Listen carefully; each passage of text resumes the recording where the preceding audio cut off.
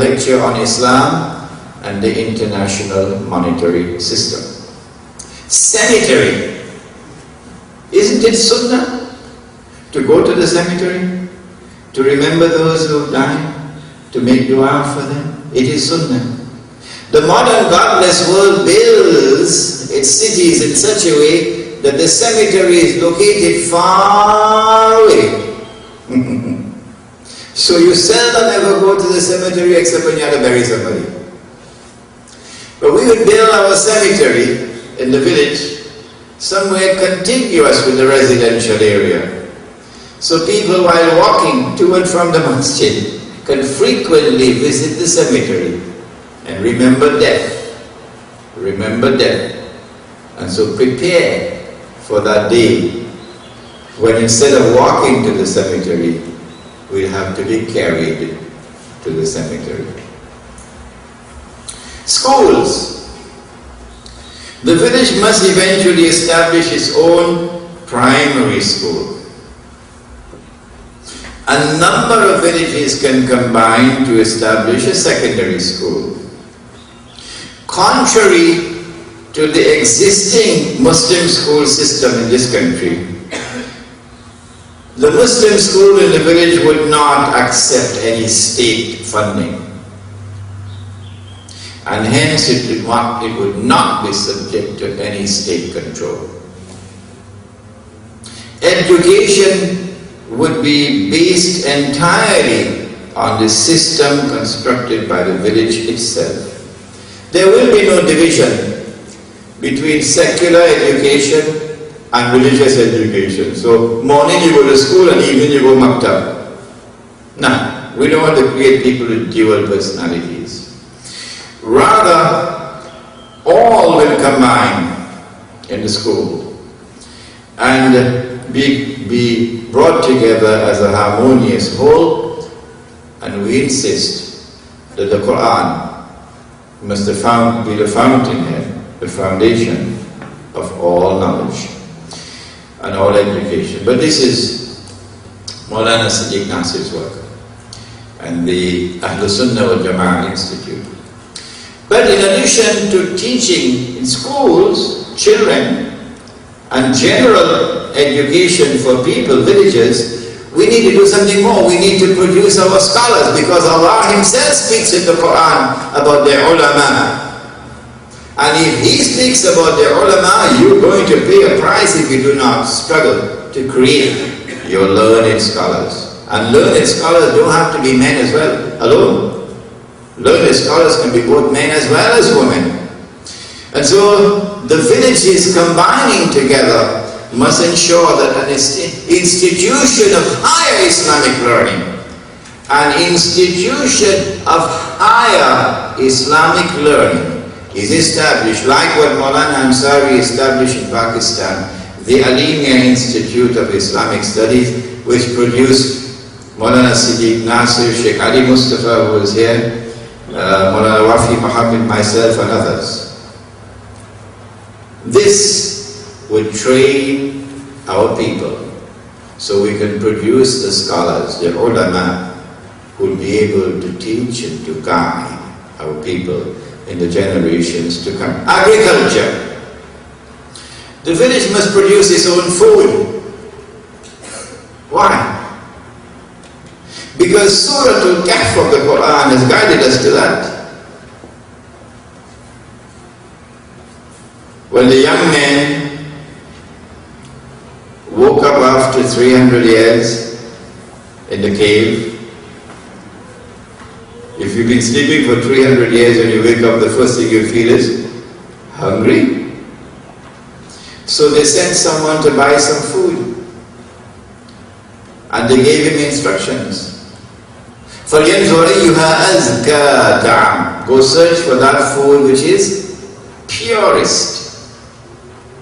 Meaning that you're living in a world in which food is constantly corrupted and contaminated. It will be a wonderful experience for any of you to go with Maulana Siddiq Nasir when he goes to the grocery shop to buy groceries. You see him examining every label very carefully. Because food is increasingly corrupted. You're eating and you know it has some pork in it because they've concealed it very carefully. And once the pork got inside there, the angel ain't gonna come to you.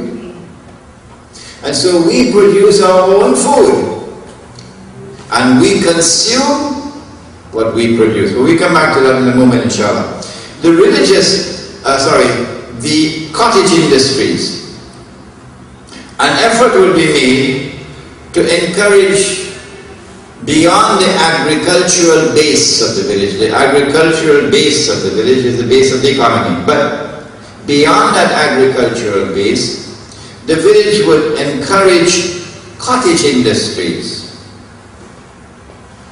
And so it will result in a diversified village economy. Particularly for those who are now working on minimum wage.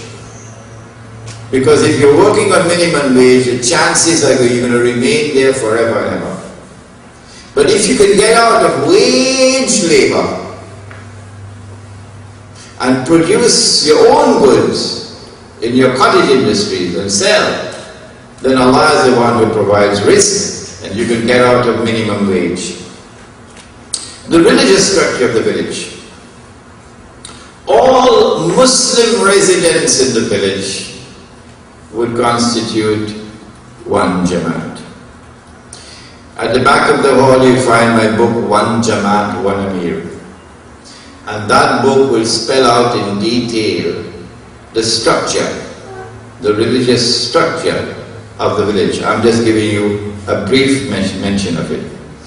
All members of all people resident in the village, all Muslims resident in the village would constitute one Jamaat. That Jamaat will have one Amir.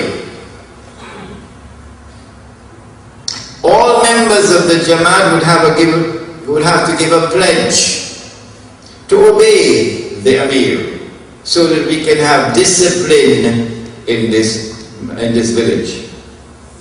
Any villager who is unwilling to obey the Amir, despite our efforts to convince him to do so, would have to leave the village. And so the lawyers are going to have to work out a legal system that would make it possible for us to remove him from the village. The Amir, in turn, would have an obligation to establish Islam in the Jamaat. It is not sufficient for us to be preaching Islam. Lecture after lecture after lecture after lecture. Man, we're tired hearing you, man. Why don't you establish the thing? You're talking. Why don't you establish it? And so the Emir will have an obligation to establish Islam in the village.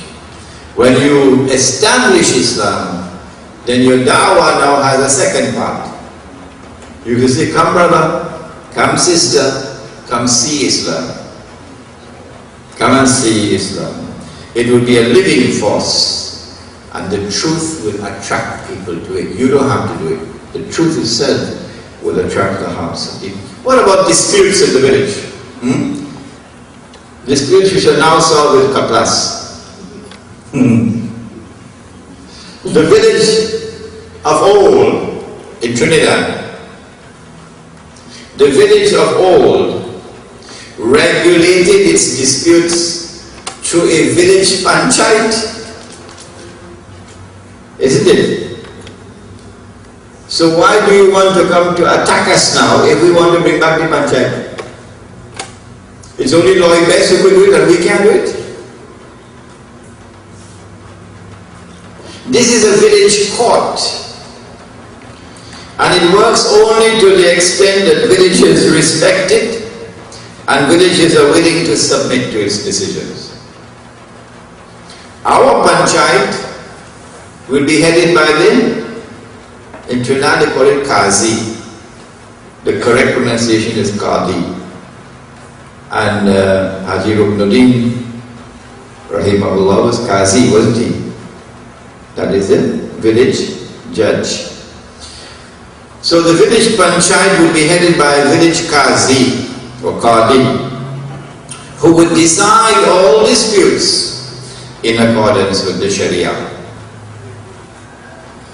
Our goal in establishing the panchayat, in establishing the economic system of the village, in establishing the political structure of the village, our goal is to so establish justice in the village that we eventually succeed in achieving a virtually crime-free village, which will be the envy of the rest of the country.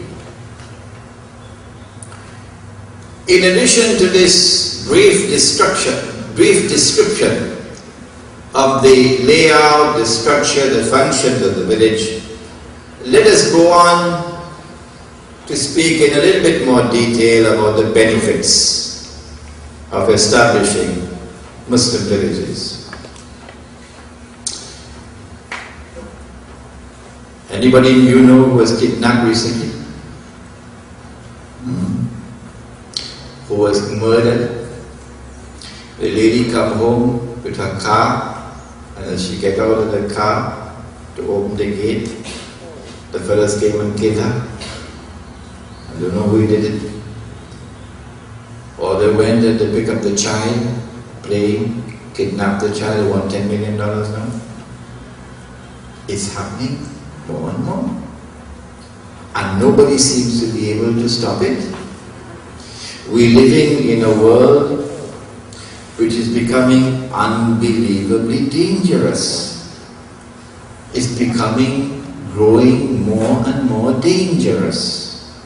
Murder, random killing, gang warfare, kidnapping, including the kidnapping of children, rape, robbery, all of these things are becoming commonplace that we didn't have when we were children growing up. Now that we have understood the world from the Quran, we know it's going to get worse tomorrow. We have a duty to protect ourselves and our families. Well, how do the rich solve the problem?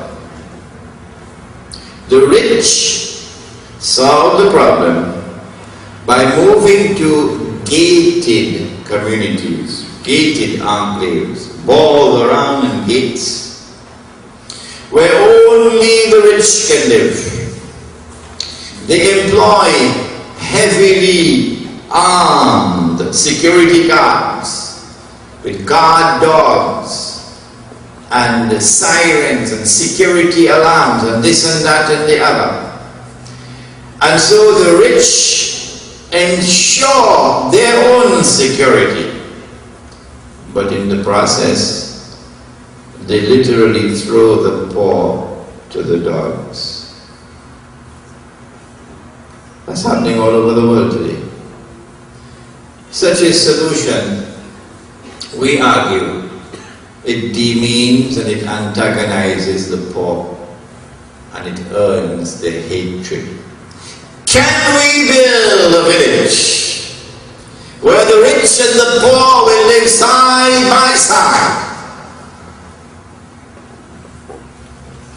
Can we build a village which would take charge of its own security without having to employ security guards? A village where the rich and the poor would both engage simultaneously in establishing community organized collective security for the village. So you're not going to sleep on your bed every night. No matter who you are, rich or poor. A few nights of the week you're going to be out there patrolling. It doesn't matter who you are, rich or poor. We believe that Islam can bring the rich and the poor together to live in such a fraternity. Lecture on Islam and the international monetary system. Cemetery. Isn't it sunnah to go to the cemetery, to remember those who died, to make dua for them? It is sunnah. The modern godless world builds its cities in such a way that it establishes its own primary school. A number of villages can combine to establish a secondary school. Contrary to the existing Muslim school system in this country, the Muslim school in the village would not accept any state funding, and hence it would not be subject to any state control. Education would be based entirely on the system constructed by the village itself. They will frequently visit the cemetery and remember death. Remember death. And so prepare for that day when instead of walking to the cemetery, we have to be carried to the cemetery. Schools. The village must eventually, the cemetery is located far away. So you seldom ever go to the cemetery except when you have to bury somebody. But we would build our cemetery in the village somewhere contiguous with the residential area. So people, while walking to and from the masjid, can